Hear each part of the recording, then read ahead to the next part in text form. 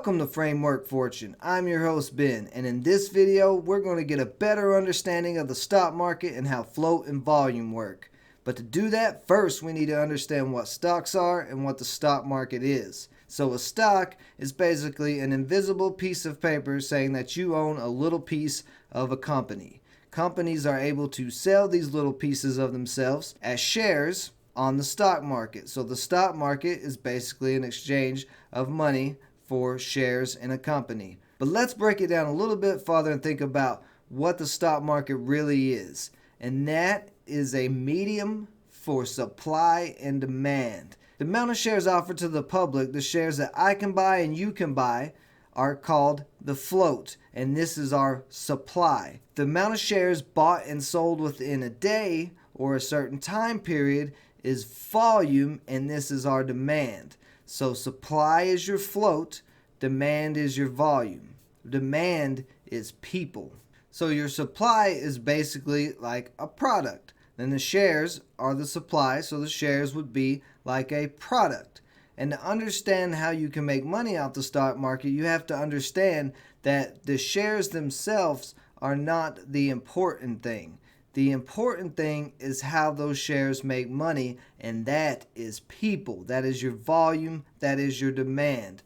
People are what moves stocks. Not patterns, not strategies, not news. It's people. It's people's reactions, expectations, and emotions that control the movements of stocks. And you have to realize this if you're going to be successful in day trading, swing trading, or even long-term investing. So when you have low supply or low float and high demand or high volume, you will get very quick, big price movements. For example, if you are a company and you sell candy bars and you only have 5 candy bars in your inventory, that's your supply. You have 5 candy bars of supply.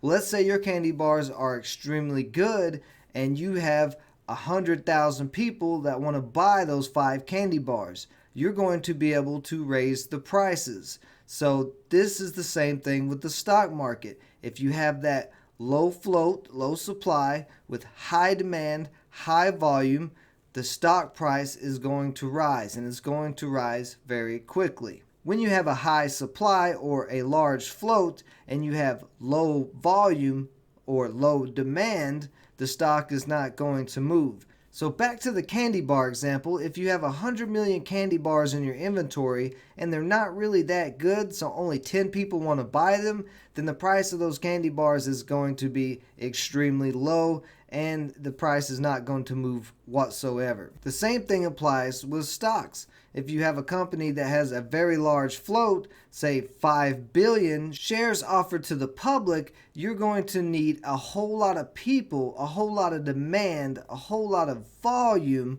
to move that stock. So what would we consider a low float stock and a high float stock? Most traders consider stocks under 50 million in float as low float stocks. Anything over 50 million is going to be a higher float stock, and it's going to need a lot of volume to really make a big move in a small amount of time. Now, what's the easiest way to find the float of a stock? All you have to do is go into Yahoo Finance Statistics, type in the ticker symbol, look about halfway down the page, and you'll see float. So let's take a look at Apple's float. And as you can see here, Apple's float is 4.33 billion. So that is a very, very large float. And that's why Apple doesn't move that much unless it's over a long time period, weeks, months, years, for you to really make a decent gain with Apple. Now let's take a look at XBIO. And this stock has 5 million in float. So 5 million in float is way lower than that 4.3 billion that Apple had. So this means XBIO has the ability to make big gains in a matter of minutes. It won't need as much volume as Apple needs to move. So because XBIO doesn't need a ton of volume, if it was to come out with a good press release such as FDA approval, that would get a lot of people excited and a lot of people would want to buy and sell it, so you'd have high volume, which would cause a very nice rip on this stock. Whereas Apple comes out with something good, it might jump a little bit, but you also have to keep in mind the prices of the stocks. Apple has that huge float, but it also is an expensive stock, where XBIO has a smaller float and it's a pretty cheap stock. So think about how much money that you're trading with and how much money most people are probably trading with.